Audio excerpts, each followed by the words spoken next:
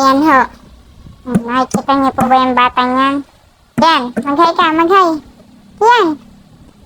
Ayaw po niya mag-hi dahil po siya ay nakafocus na dito. Ayan, nag-hi na po siya. Hi. Okay? Okay? Okay ba? Okay?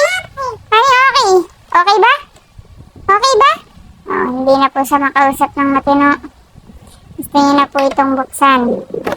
Sa totoo lang, may kanya nang naubos.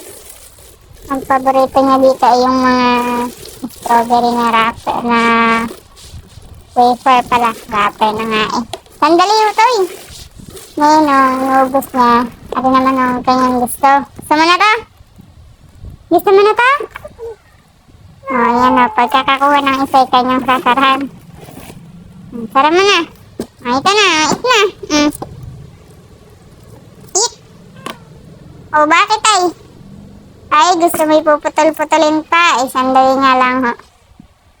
Ayan na ho, mga kaibigan. Ganyan na ang gusto ng batang yan. Titira-tirasuhin. O, mag-hi ka pa. Approve? Approve? Very good. O, kaya naman na. Ay, nakakalima ka ng ganyan na ba? O, yum yum? O. O, ubusin mo na muna yung tinapay.